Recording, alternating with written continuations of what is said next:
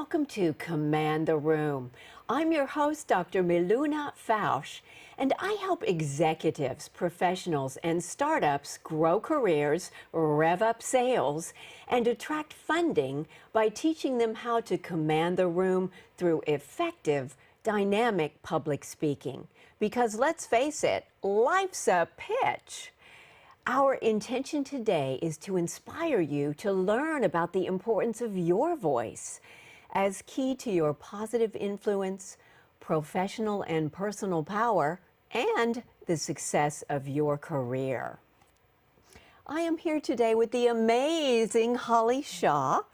Holly is a certified hypnotherapist and performance coach who has helped hundreds of artists, from Emmy Award-winning and Grammy-nominated artists to world-class choreographers, overcome their stage fright, imposter syndrome, and creative blocks.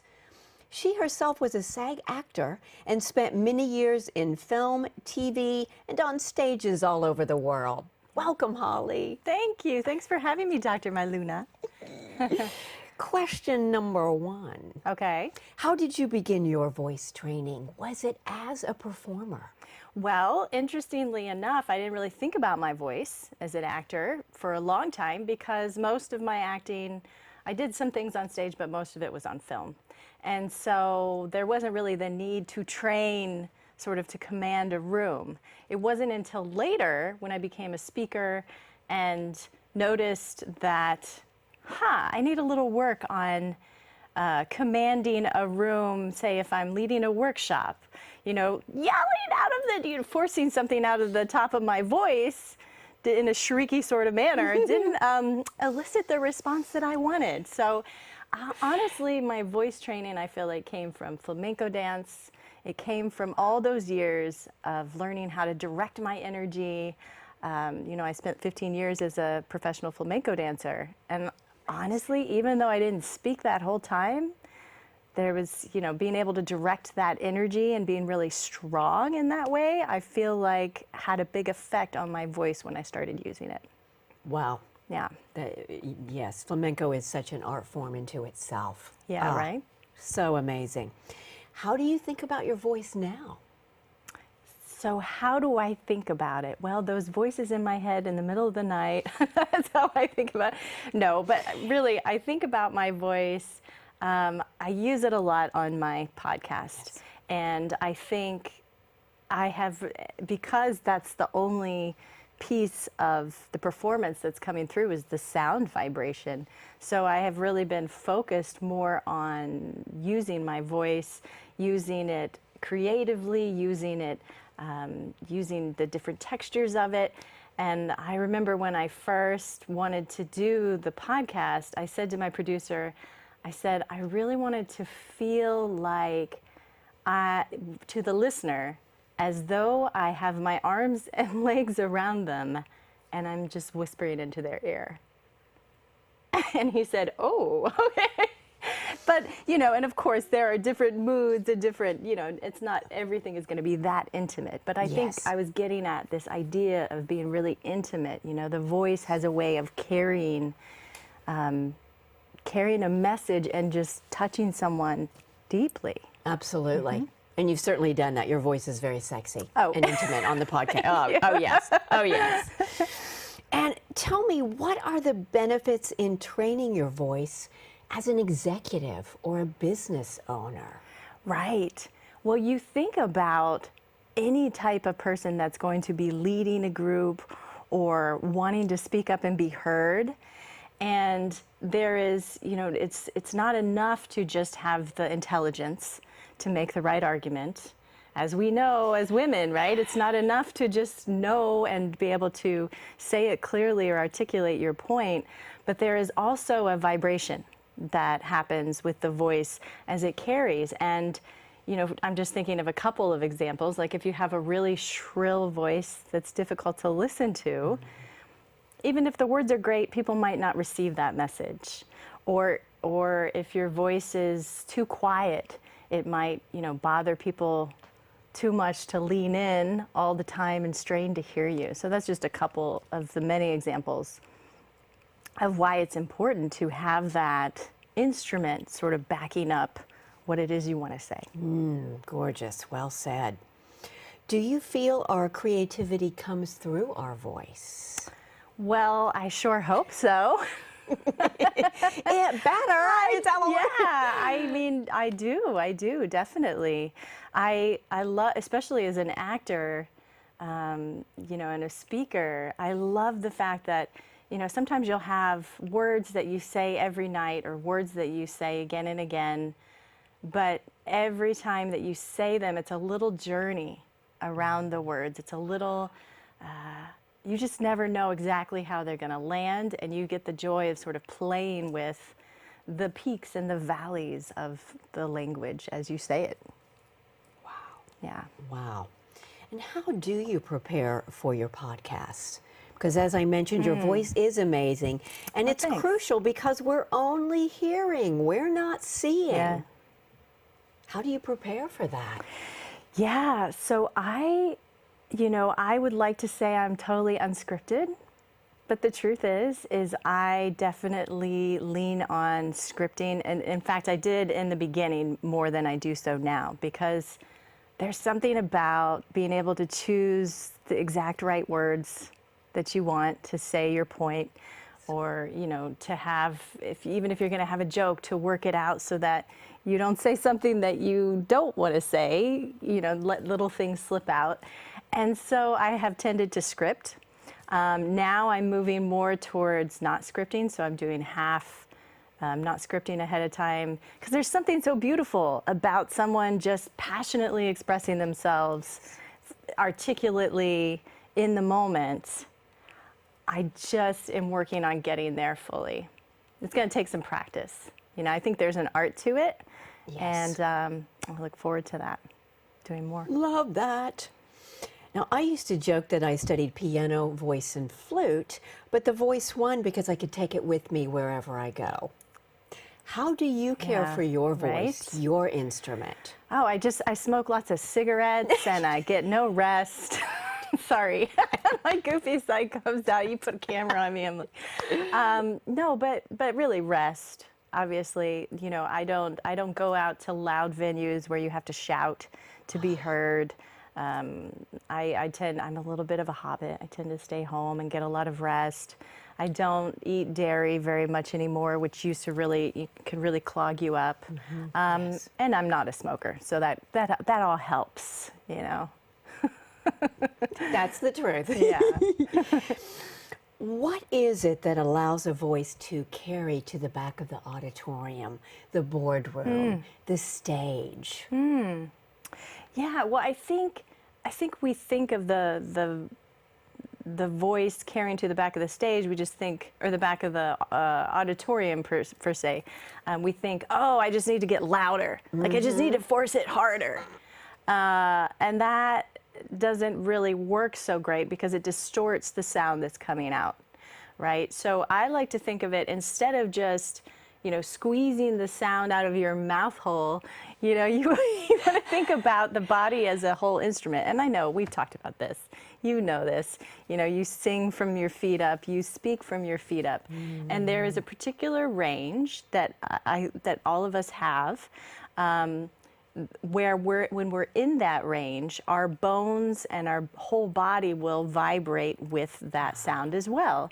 And so when we speak within that range, we can really do a lot. And of course, breathe through the diaphragm. We can really do a lot more than we would normally from just trying to squeeze the sound out of the mouth hole, as I like to say. Yes, that's Yeah. how we get to the back of the room. Yeah. Yes. Wow. How does a performer connect to the audience night after night? Well, Live theater. Yeah. Well, that's a good question, isn't it? Because sometimes you'll have actors that do the same run for months and months at a time, and they've got to do it every night with the same excitement, right? And so it's really about using their creativity night after night, finding like I said earlier, I love finding the words anew, you know, finding the the story fresh each time, and connecting with that audience. Every audience is going to be a little different. Some audiences come in and they're tired. It's a Friday night. You know, they had to come over the bridge. They were rushing and they're tired. And so you have to bring a little more energy to that audience. And then some nights they would, they would balk at your energy. They wouldn't enjoy that. And so you have to softly bring them along. And I think it's about being creative within those set of rules that you and your castmates have articulated through rehearsal in advance, and just staying creative. Wow. Yeah. I love it. Now, you teach creatives how to transform their stage fright. Yeah. And I love what you call it, because we know that public speaking is still a huge fear for most people. Yeah. And I would say even singing might even be a bigger terror. Give us one tip. This is how you call it, to transform stage fright into magnetism. Yeah. Yes. Well, I think the biggest thing that I want everyone to understand is that when you have stage fright, when you have the physical symptoms, the sweating, the heart palpitation, the shakiness, it doesn't mean that you shouldn't be performing.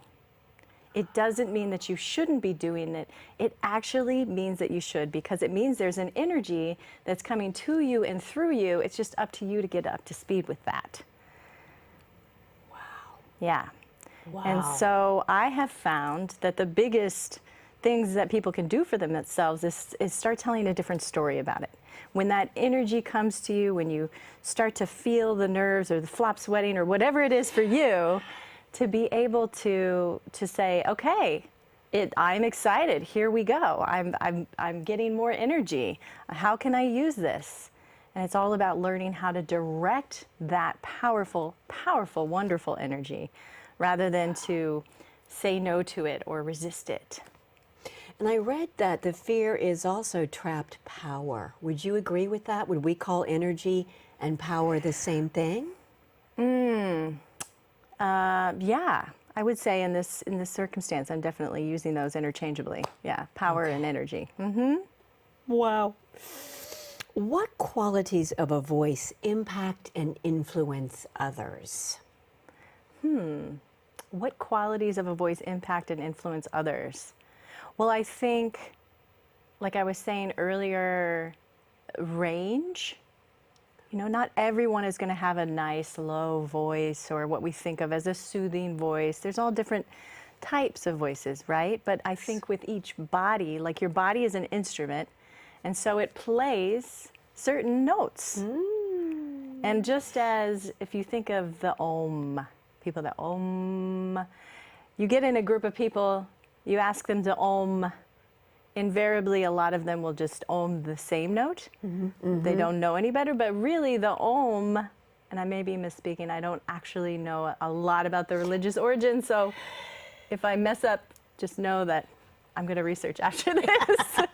But the om is really more about the vibration. For you, what is that note that just vibrates your whole body? And I think just like that, each voice has notes, has a range that vibrates. And so I think it's important to stay within your range, whatever it may be. It might be high.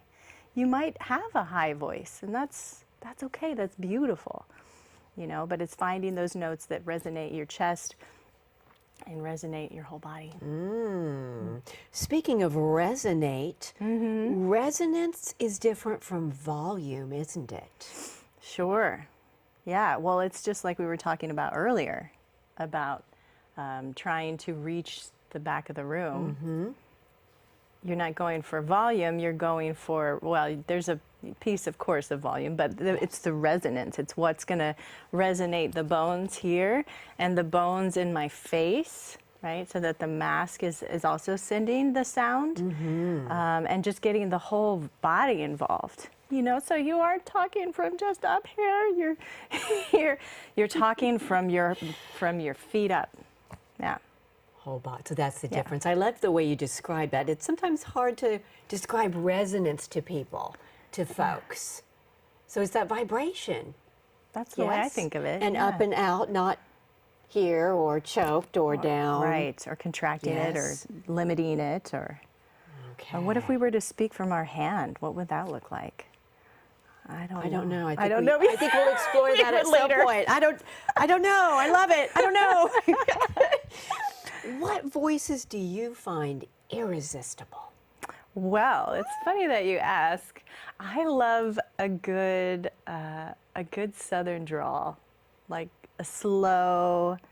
There's something about that. Now I come from Indiana, so that's where I grew up, and that is not the same. I mean, there's definitely like a little Hoosier accent, you know, but I like the Southern drawl. Like I don't even want to try, but it just sounds, when you hear that, it sounds epic.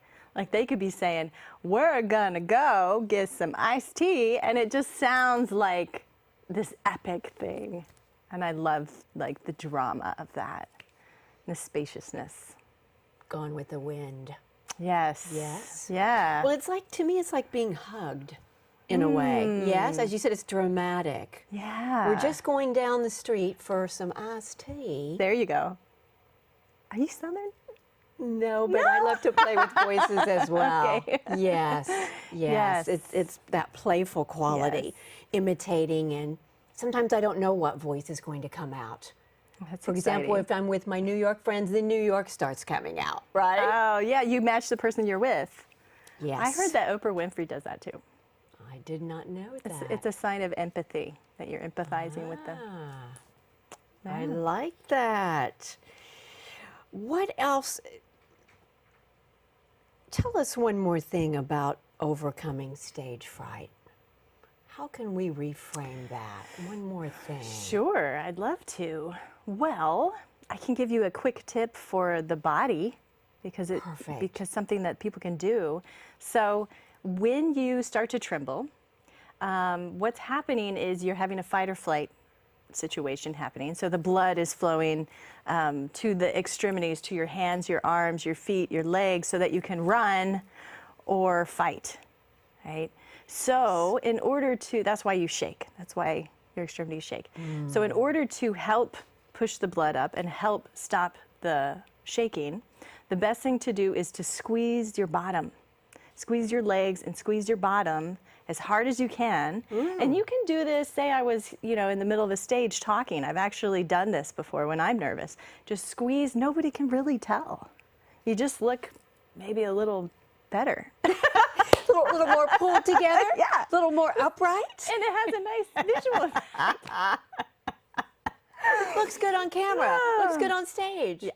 Oh. Yeah, but it helps with the you. trembling. It sends the blood back up to the brain where you need it, and can just really help you get through that shaky part in the beginning. Wow. Yeah. Wow. Holly, what else should we know? You want to tell us a story from your, flamenco dancing days? What should we know? I want to tell you a story from this week. Okay. Well, I just was thinking today, like, what do I really want to, else could I say about the voice? And I think, honestly, we need to use our voices, even if they aren't the best voices, even if we can't find the right words to say, even if we stumble, even if we put our foot in our mouths once in a while, I think we need to use our voices. And it's important to learn to use that tool. And I speak from my own experience as a woman, as a woman in this world, feeling like oftentimes not heard and not listened to, and then finding myself sort of react and go in the opposite direction and be too loud or too emotional, and being, called that I'm not using my words correct. And I think, not my problem all the time. And I think that's why I'm so passionate about podcasting and speaking and finding my voice. And I want everyone to feel that way too. That it's okay to stumble and fall. It's okay to not use the right words once in a while. Yes. All of us do stumble, yes? Yes. Sometimes I reverse words, things come out differently. Maybe that's just Yeah. part of our creativity and our voice. Yes. Would you say? Absolutely. It's a beautiful, why can't it just be wrapped in as a poetry of our whole human experience? But I'd rather people speak incorrectly than not be heard. And now is a time when we all need to be heard. Wise words, Yeah. Holly. Wise words. Wow. Thanks for watching. I'm your host, Dr. Miluna Fausch, and this has been Command the Room.